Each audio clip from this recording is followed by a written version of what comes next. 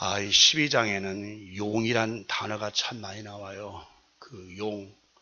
용은 우리가 그 일반 기독교 이전에 한국의 토속 문화에서도 또 이 동양적인 사상에서 용에 대한 전설이 아주 많이 있습니다.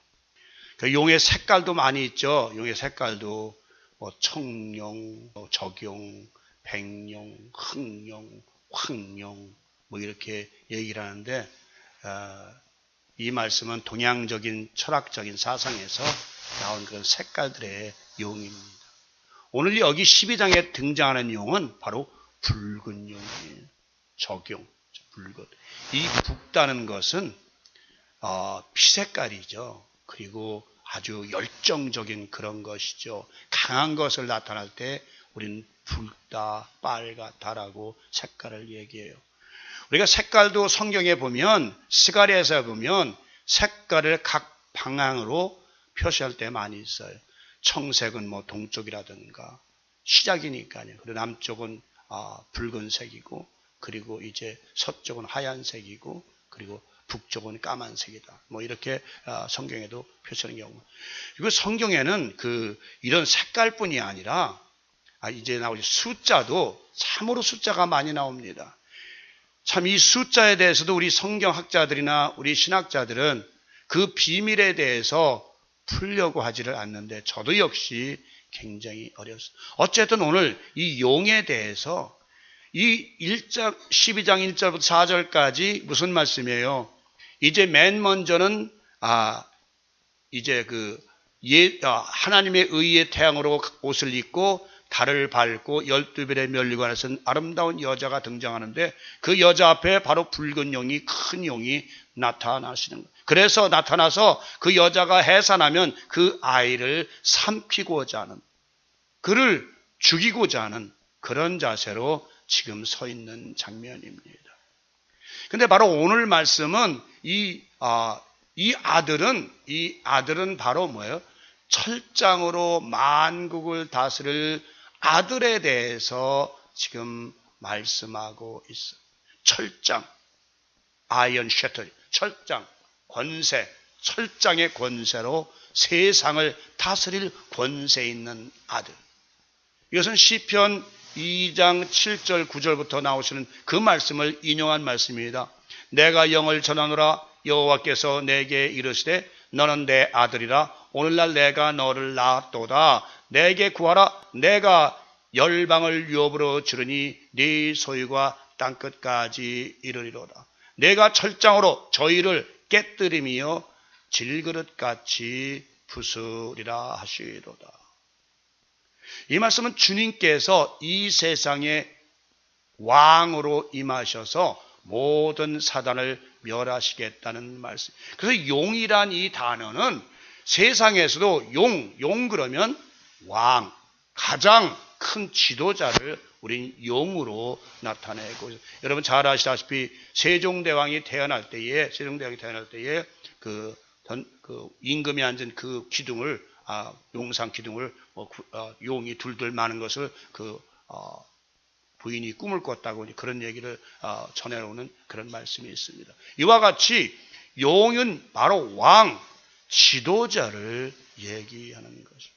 제가 지난번에도 말씀드렸지만 이 바로 기독교를 가장 많이 박해하고 기독교를 가장 못 살게 한 사람이 네로 황제라고 말씀합니다. 네로 황제를 비롯한 도미티안 황제 그 외에도 많은 로마 황제들이 기독교를 박해하고 기독교를 못 살아요. 또한 예수께서 나왔을 때 누구요? 헤롯 왕이 바로 예수를 죽이고자 했어요. 또 모세가 나왔을 땐 바로가 모세를 죽이고자 했어.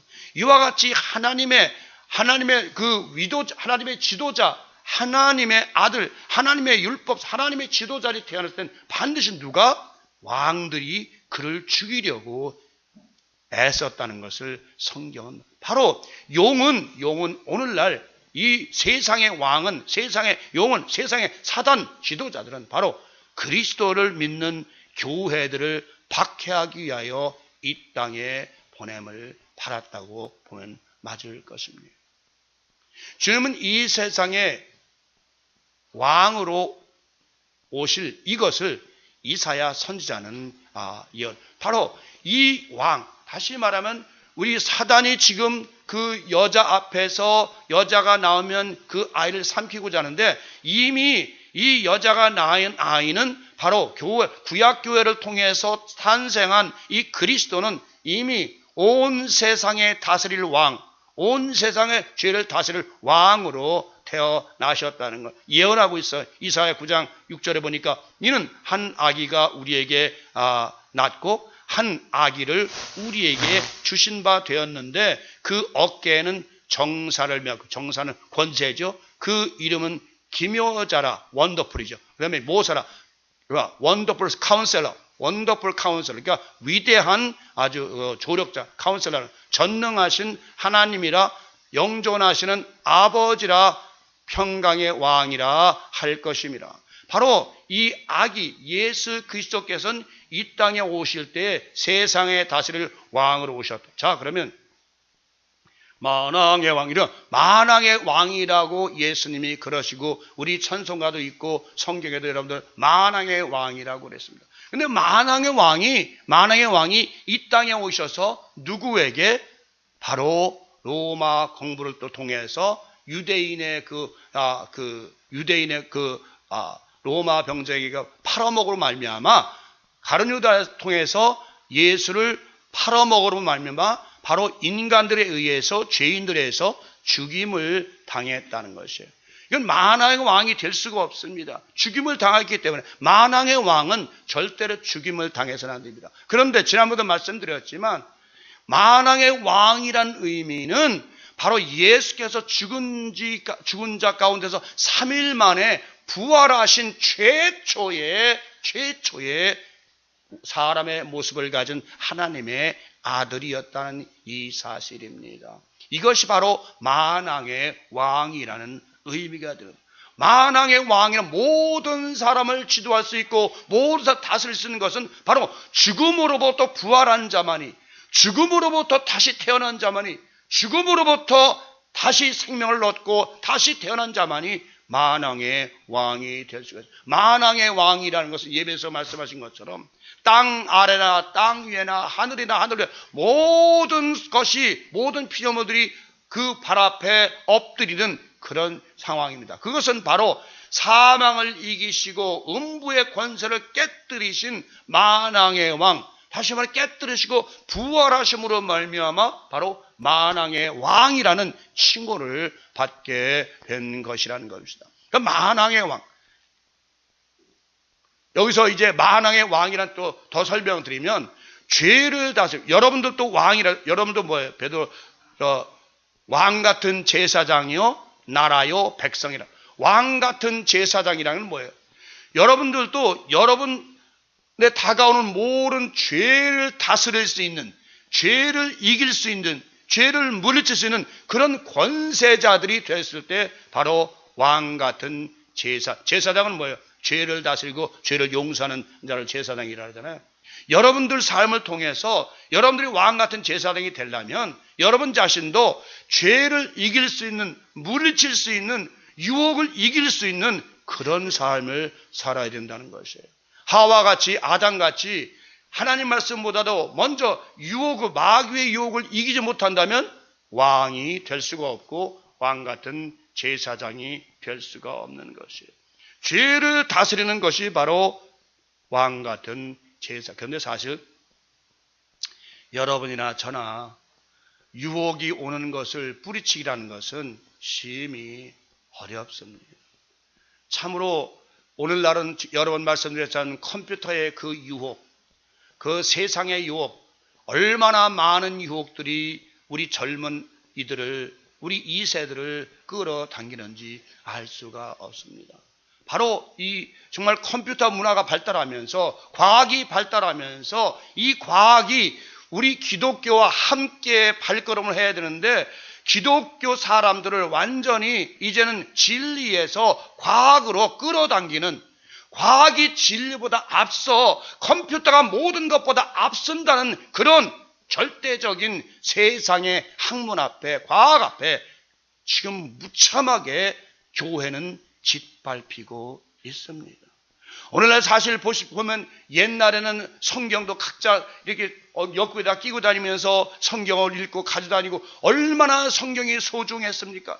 그야말로 교회 갈 때도 옆구리에 끼고 가고 올 때도 또 이렇게 끼고 소중히. 지금은 이제 과학이 발달해서 컴퓨터에 다 영상에 그냥 말씀이 뜨고 찬송가도 뜨니까 찬송가 책도 필요 없고 성경책도 필요 없고 이제 교회 가서 눈만 가지고 가면 다 쳐다보면 다 뜨니까 이것이 뭐 과학의 힘인 거예요. 그래서 사람이 노력을 할 필요가 없는 거예요. 이렇게 모든 것이 과학에 의해서 이젠 성경책도 안 팔린다 하잖아요. 누가 성경책 사겠어요 이제? 여러분 아이폰만 열면 핸드폰이 열면 그냥 성경이 다 뜨고 다 뜨는데 누가 성경책을 사겠냐? 그러니까 이 세상은 과학이, 여러분도 알게 모르게 과학이 우리 심령 가운데 우리의 영 속으로 들어와서 우리로 하여금 진리보다는 과학을 더 사랑하고 과학을 더 따르고 과학을 더 숭상하게 만들고 있는 것이 바로 사단의 계략이요 사단의 전략인 것입니다. 이제 앞으로 보십시오. 지금 이제 토성에도 사람이 갈 수 있다, 어디로 갈 수 있다, 이제 많은 사람이 이야기 나옵니다. 지금 과학은 발달하지만 하나님의 창조 섭리와는 전혀 거기엔 100분의 10,000분에도 따라갈 수 없지만, 그러나 우리 마음이 약한 우리 기독교인들은, 우리 진리를 따르는 우리들은 자꾸 과학의 힘에 밀려서 자꾸 어디론가 끌려가는, 유혹을 따라가는 그런 삶을 살고 있다는 것입니다. 우리가 과학을 버리자는 얘기는 아닙니다. 성경 아는 거와 성과는 별 관계가 없다. 그리고 성경책은 이미 여러분 다 책장 속에 다 들어가 있음을 저는 압니다. 여러분, 그렇지 않습니다. 성경은 매일매일 읽지 않고 보지 않으면 여러분들 삶을 통해서 정말 여러분이 진리의 사람이 되고자 하게 되면, 과학을 버리라는 얘기 아니라 진리의 사람이 되고자 하면 이 하나님의 말씀인 이 성경을 날마다 바라보고 그 말씀 속에서 하나님의 음성을 듣고 그 말씀 속에서 예수 그리스도의 모습, 예수의 십자가의 보혈의 피를 발견할 수 있는 그런 영혼의 눈이 열려야 될 줄 믿습니다.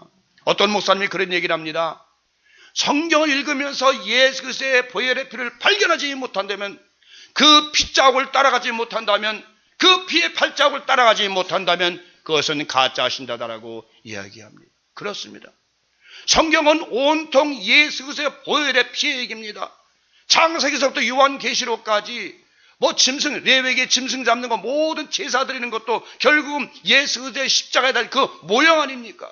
결국은 예수께서 이렇게 피를 흘리고 돌아가실 것이다라는 그것을 그림자로, 모형으로, 상징으로 나타내는 것이 소를 잡고 양을 잡고 했던 것 아닙니까?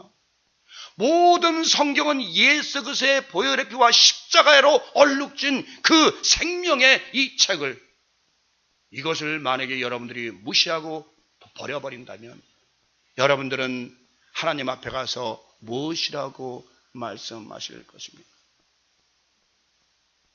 이제 오늘 그 다음 구절은 그렇습니다. 여자가 낳은 여자가 광야로 그 철장으로 망다 예수 피하여 1260일을 양육 받았다고 기록하고 있습니다. 우리가 이제 아까도 이미 말씀드렸지만 구약의 모세도 이제 태어났을 때 이제 3개월 만에 그를 숨길 수 없어서 이제 갈대상자에 넣어서 나일강변에 띄웠을 때 바로 공주가 그를 키워서 40세까지 키웠습니다. 그런데 이제 그가 하나님의 섭리로 인해서 사람을 죽이고 이제 바로 왕의 낯을 피해서 어디로 갔습니까? 이제 광야로 도망하고 말았습니다. 결국 율법의 창시자인 모세도 결국은 바로 왕을 피해서 도망할 수밖에 없었습니다. 또한 예수 그리스도도 결국은 낳은 지 얼마 안 돼서 헤롯 왕이 동방박사를 시켜서 내게 알리라 했을 때, 그게 안 알렸을 때 2살이야 모든 사람을 죽였습니다. 그때 예수 그리스도는 마리아와 함께 애굽으로 피신했습니다. 바로 이것이 구약이나 신약이나 바로 신약교 구약교회에서로부터 이제 구약으로부터 그 예언대로 예수 그리스도가 탄생하니까 바로 헤롯 왕이 그를 죽이려고, 구약의 장사도 율법의 장사 모세도 결국 바로가 죽이려고 하죠. 그럴 때에 지금 아들을 낳은 여자, 다시 말하면 교회, 구약교회나 신약교회, 이 교회가 1260일을 피했다고 되어 있습니다. 1260일. 이것은 42달과 한때, 둘때, 반때와 일치하는 숫자라고들 말들을 합니다. 42달도 계산해보면 30씩 계산하면 3, 42, 36, 1260일이에요. 또 한때, 두때, 반때를 3년 반이니까 그것도 따지고 보면 1260일이에요. 여기도 또 1260일이에요. 그런데 저는 여러분들이 이 숫자에 대해서 굉장히 민감합니다. 뭐 3년 반, 전 3년 반, 후 3년 반을 계산하면서 뭐 많은 사람들이 이제 그걸 계산하고 따지고 그러는데 저는 그거를 별로 염두에 두질 않습니다. 오늘날 우리가 성경에 나온 숫자들을 다 여러분 그 비밀을 풀라고 들면 여러분 못 풉니다. 이것을 풀 수가 없어요. 많은 사람들이 그냥 전 4년반 후 4년반 계산해서 그냥 대환란이 전 4년반은 적지만 후 4년반 더 그 환란이 돼야 할 것이다 라고 예언을 하고 그렇게 말씀을 하고 있지만 우리가 전 3년반이 그러면 어떻게 계산할 것입니까? 예수 그리스도를 믿음으로 말미암아 그동안 얼마나 많은 환란이 지나갔습니까? 여러분들이 지난번에 말씀드렸지만 AD 67년부터 70년 반, 3년 반 동안 어떻게 됐습니까? 예루살렘 성전이 포로 돼서 완전히 3년 반 동안 이 몇백만이 그 성전에서 죽어나가는 그런 끔찍한 전무후무한 창세 이후로 그런 끔찍한 일이 없는 그런 사건이 3년 반 동안 벌어졌습니다. 그렇죠. 여러분 이건 역사적으로 아는 사실이니까요. 그러면 예수 그리스도 이 땅에 오셔서 3년 반 동안 사역을 하셨다고 되어 있습니다. 우리가 이 교회가 탄생함으로 말미암아 예수 그리스도 이 땅에 오실 때 부활하시고 교회가 탄생은 했지만 그 교회들이 얼마나 많은 핍박과 박해를 받으면서 살았는지 알 수가 없습니다. 결국 우리가 AD 314년에 결국은 콘스탄티노 황제가 비로소 기독교의 자유를 주고 기독교를 로마 국교로 만들기 전까지는 그야말로 기독교는 박해와 핍박과 환란 속에서 살 수밖에 없었다는 것이 역사적으로 증명되는 사실이지 않습니까?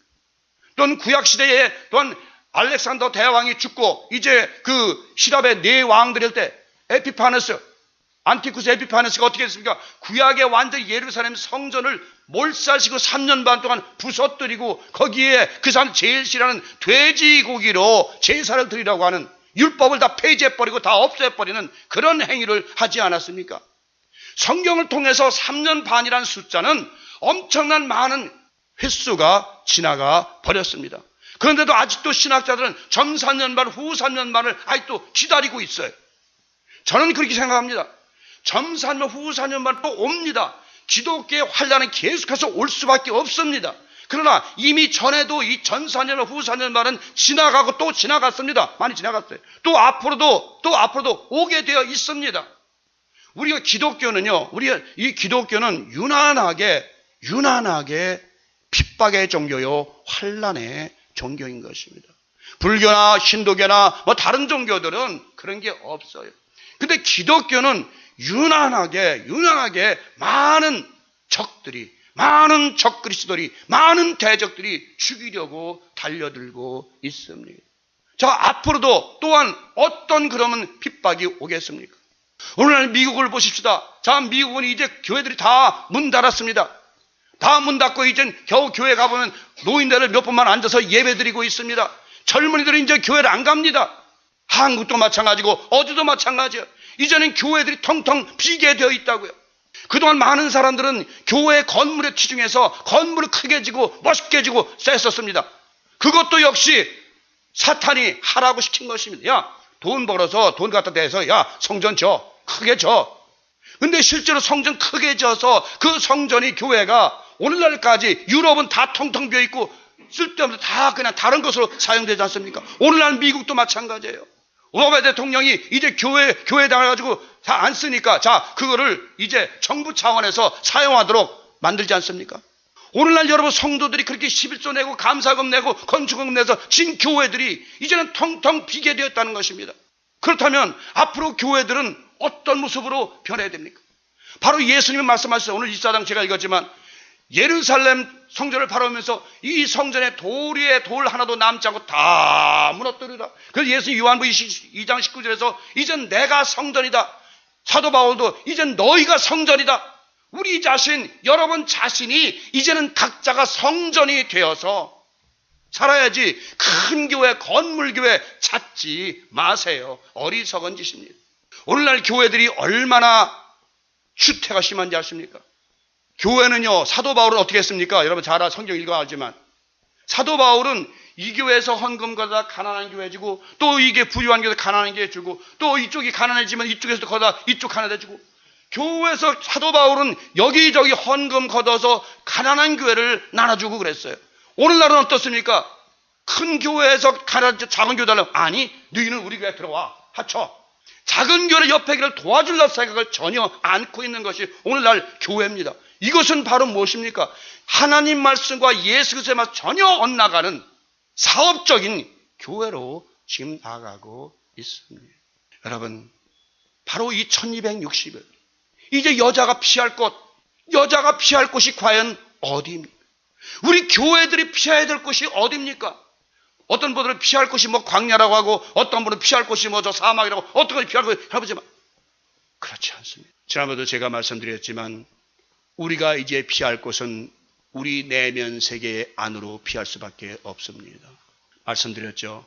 일본에서 대지진이 일어났을 때에 스승이 제자들을 가리키고 있었는데 지진이 일어나니까 제자들은 다 도망갔어요.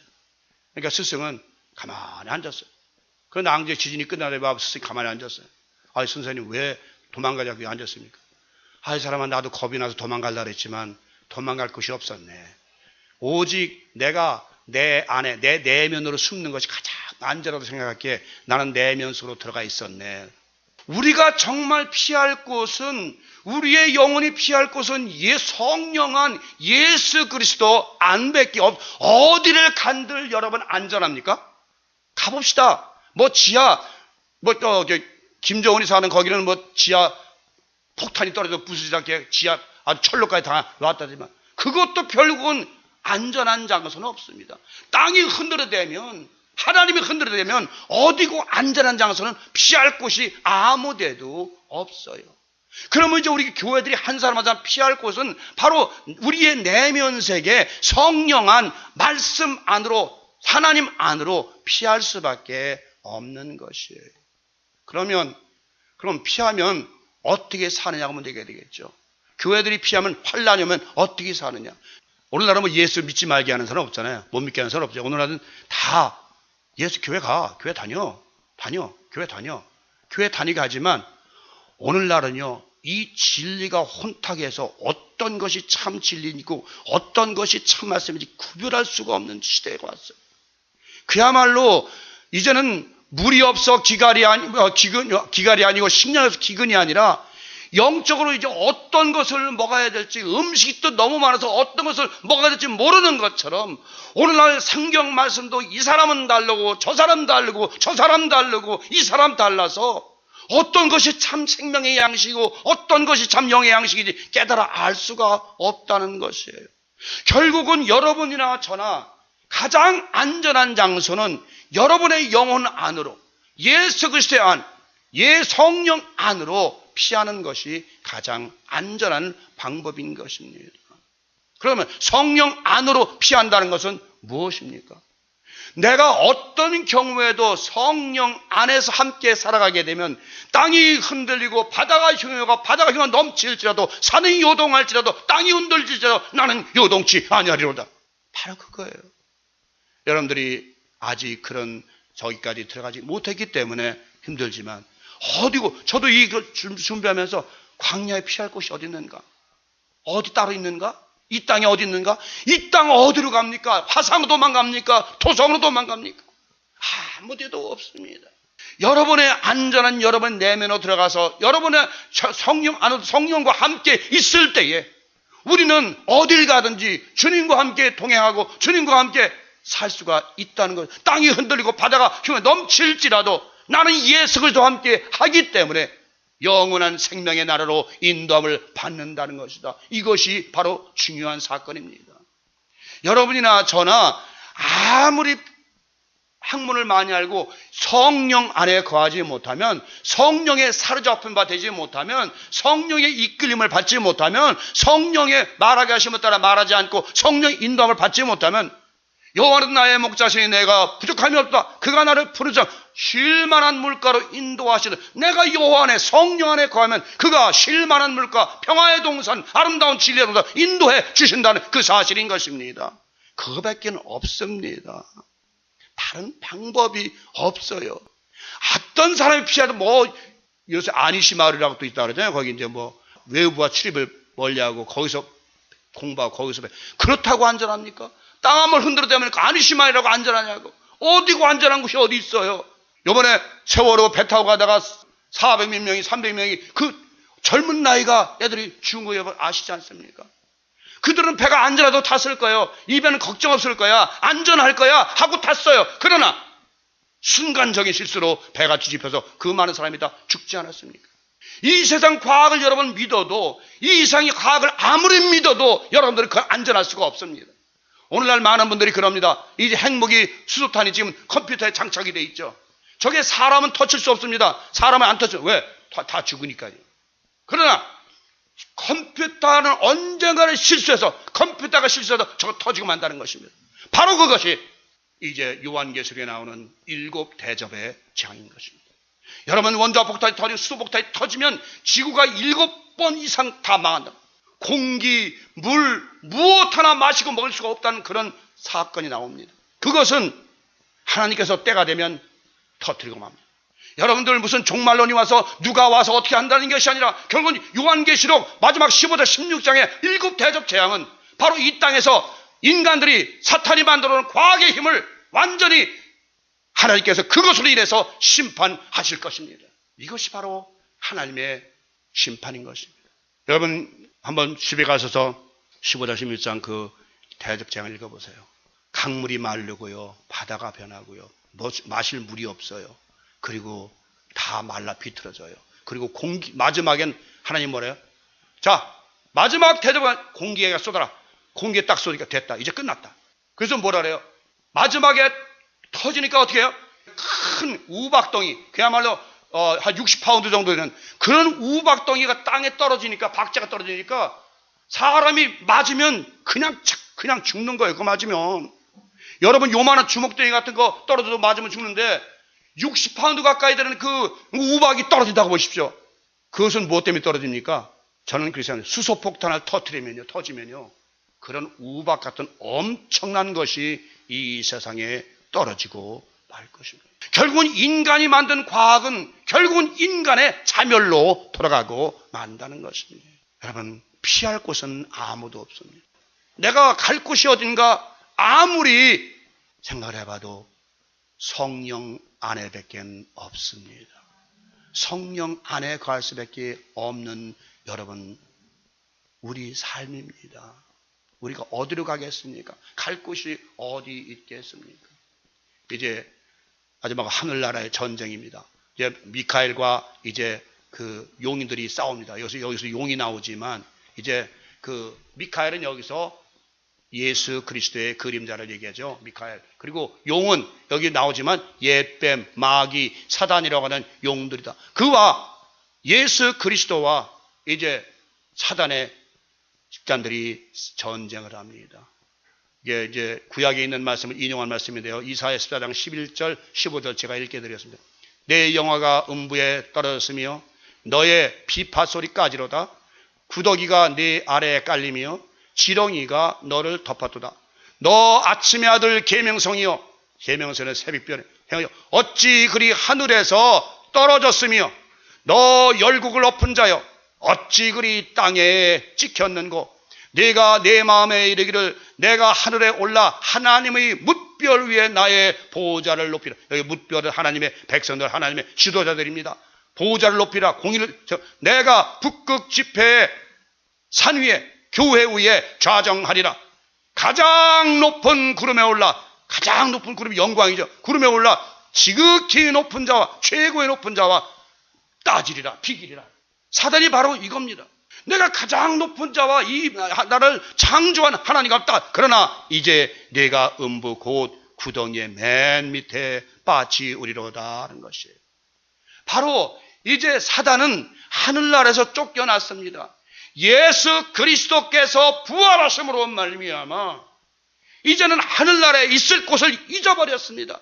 그의 사자들도 그의 모든 악한 영들도 이제는 하늘나라 밖으로 쫓겨나고 말았습니다. 왜요? 예수 그리스도가 승리했기 때문에, 십자가로부터 부활하셨기 때문에, 죽음으로부터 사망을 이기셨기 때문에, 사망을 감당하던 죽음을 감당하던 이제 사람들은 더 이상 하늘나라에 존재할 수가 없게 된 것입니다.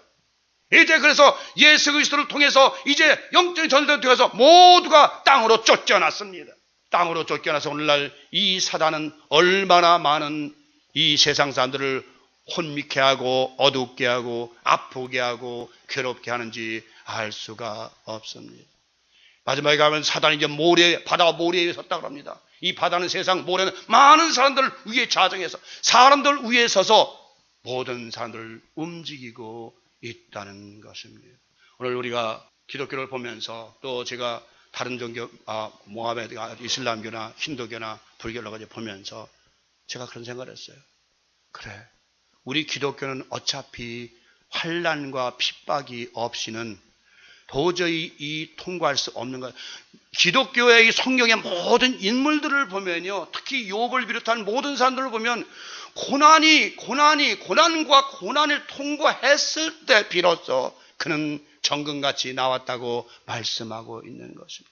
고난이 없인 예수로 말씀하시기를 너희가 나를 따르거든 자기를 부인하고 십자가를 지고 나를 쫓을 것이니라 라고. 그런데 오늘날 많은 사람이 예수 믿고 잘 먹고 잘 살길 바라지만은 아니올시다. 예수를 믿는다는 것은 바로 내가 이 땅에서 환난과 고난을 통해서 연단을 통해서 영원한 산소망 가운데 들어가려는 그런 삶을 살기 위해서 예수를 믿는다는 것입니다. 여러분은 아직도 사후의 세계에 대해서 믿을 수가 없죠. 사후의 세계는 분명히 존재합니다.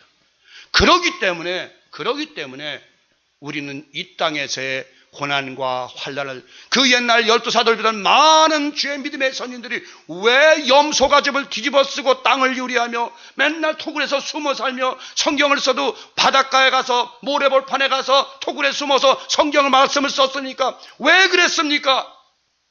그놈들 끝까지 산 소망이 있기에 그렇게 할 수밖에 없었습니다. 어느 한 여성이 이제 아기 엄마가 있었습니다. 그게 실제 싫어합니다. 아기가 이제 젖 먹는 아이입니다. 로마 네로 황제 때 이제 예수를 믿는다는 그런 죄목으로 형무소에 갇혔습니다. 형무소에 갇혀서 이제 죽을 날만을 고대합니다. 그 옛날에는 어떻게 죽였냐면 경기장에 집어넣고 여자를 빨아서 사자와 싸우게 만들어서 죽입니다. 얼마나 그리고 그 주위에는 많은 관중들이 그렇게 구경하려고, 오늘날 무슨 스포츠 구경하는 것처럼, 레슬링이나 이런 거 구경하는 것처럼 많은 관중들이 있습니다. 거기에 경기장에 집어넣고 사자와 싸우게만. 그런데 그 여자는 이제 형무소에서 이제 지나갑니다. 삽니다. 그런데 아버지가 한 번은 그 어린아이를, 젖 먹는 아이를 데리고 와서 그럽니다. 내 딸아, 사랑하는 내 딸아, 나를 위해서 한 번만 예수를 부인하다오. 그러면 내가 황제한테 친구가 얘기해서 너를 풀어주마. 그러니까 아버지, 전 그럴 수 없습니다. 얘야, 이 어린아이를 보거라. 이 어린아이가 네 젖을 먹어야 산단다. 네가 만약에 떠나가면 이 어린아이가 누구의 젖을 먹고 살겠냐.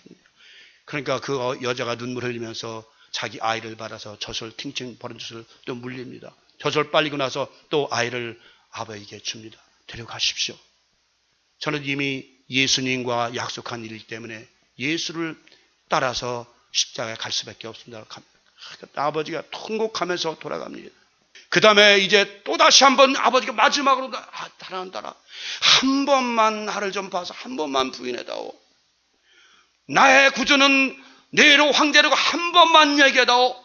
나의 왕은 네로 황제가 나의 왕이라고 한 번만 얘기하다오. 그러면 내가 너를 풀어줄 테니까 한 번만 부인해다오. 베드로는 3번씩이나 부인했는데 이 여자는 아닙니다. 끝까지 아닙니다, 아버지. 저는 이대로가 좋습니다. 그리고 눈물을 흘리며 다시 감방을 들어갑니다. 이제 꿈을 꾸었습니다. 밤에 꿈을 꾸었는데 여자가 아름다운 낙원이 보입니다. 그런데 낙원과 이 땅 사이에 큰 높은 사다리가 있었습니다. 사다리를 올라가려고 보니까 사다리 좌우에 큰 구렁이 2마리가 도사리고 있었습니다. 너무도 무섭습니다. 거기 발길내면 그들이 물을 것 같습니다. 그러나 그 여자는 꿈에도 끝까지 믿음에 승리해서 그 사다리를 타고 올라갔습니다. 올라갔을 때 아름다운 낙원의 광경이 그 여자 앞에 펼쳐 보였습니다. 거기에는 바로 주님이 계셨고 주님이 그를 손들어 환영하고 있었습니다. 이것은 바로 그가 처형당하기 전날 꿈이었습니다. 그러자 그는 꿈을 깨서 좀 더 큰 소망 가운데 이제 그를 발가벗깁니다. 어린 여자를 발가벗겨서 이제 굶주린 사자에게 던집니다. 그럴 때 여자가 사자와 싸웁니다. 그러나 힘을 다할 수 없어요. 근데 여자가 이상한 것이 사자가 왔다가 돌아가고 왔다가 돌아갑니다. 나중에는 이제 2번째 던지니까 그때는 사자가 와서 그를 물고 뜯고 뼈까지 다 박살내서 물어 뜯어서 죽입니다. 그러나 끝까지 그는 주님을 부인 안 하고 끝까지 주님은 나의 왕이요 나의 구속주라고 그렇게 부르짖으면서 돌아갔습니다. 오늘날 그런 신앙이 여러분들에게 있습니까? 조금만 환란이 오고 조금만 핍박이 와도 저나 여러분들은 아이고 예수 괜히 믿었나 봐. 너무 힘들어. 주님 너무 힘들어. 그 여성에게는 사랑하는 아기가 있었습니다. 여러분에게 만약에 여러분 여성분에게 젖먹는 아이가 있을 때에 아기를 버리고 주님을 따를 수 있겠냐 말입니까? 여러분들에게 만약 사랑하는 아들이 있는데 그 아들을 버리고 주님을 따라갈 수 있습니까? 예수님은 오늘 우리에게 그런 신앙, 그런 십자가를 지고 자기 자신을 부인하고 당신을 따르라고 말씀하시는 것입니다. 그런데도 불구하고 기독교가 복의 종교요, 축복의 종교요, 무슨 종교라고 얘기합니까? 어떤 분이 기독교를 믿으면 잘 먹고 잘 산다고 합니까? 기독교는 이 세상에서 삶을 위한 것이 아니라 내세 삶을 위한 종교라는 것을 분명히 아십시오.